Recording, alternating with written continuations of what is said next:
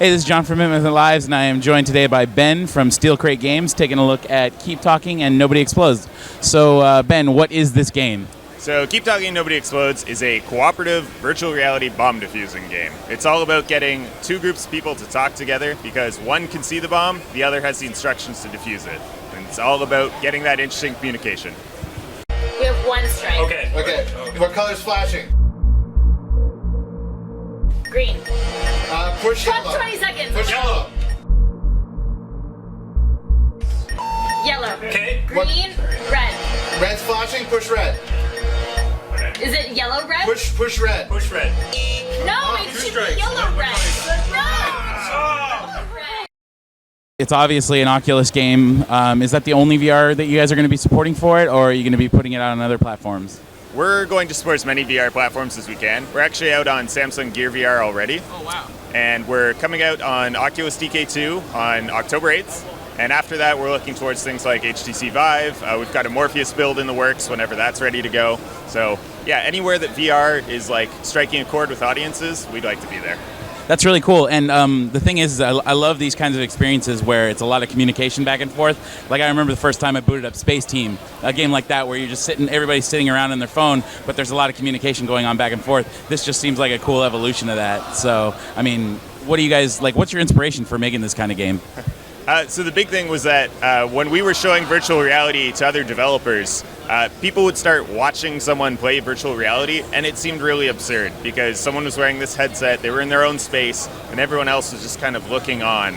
So we looked at that scene and we thought, what if we could get all of those people to be able to play the same game in some useful, meaningful way for the person in VR? And that's where the idea of like split information came up, and then you come up with scenarios like bomb defusing, and it just goes from there. Yeah, that's really cool. I mean, I like I said, I like the differentiation in the experience, but I like being able to, so one guy goes and tries to defuse has the headset on, then you just pass it around over the course of the night. It seems like a really intriguing proposition for the future. So.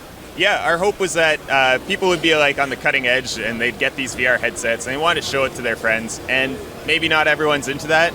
But if you can get them all playing the same game, even if it doesn't involve VR, then maybe after a round or two, they'd be interested in trying. And at least this way you can share your new toy with everyone else. Yeah, I mean, I've seen a lot of the VR demos. Like, it's a lot of ride the roller coaster, look around this weird room. But this is something that you can definitely just have them get engaged with on a very fundamental level, and still, they'll see somebody trying to defuse the bomb on the screen and then trying to, relay the instructions, but then getting them to put on the headset and giving that whole new experience will be something I think you can get a lot of people into games who don't necessarily want to play a lot of games. Yeah, that's our hope. We find the game resonates really well with board gamers and even children and their parents. Kids really like bossing around their parents, surprisingly enough.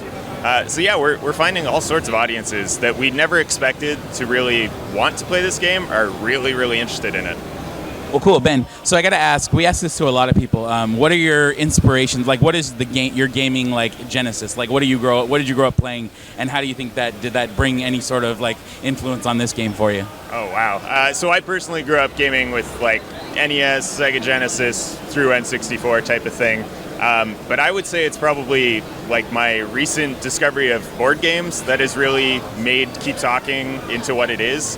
Just the really tight design and very, very specific, carefully crafted instructions of board games has really just had a huge influence on how we wrote the manual, which is really half the game.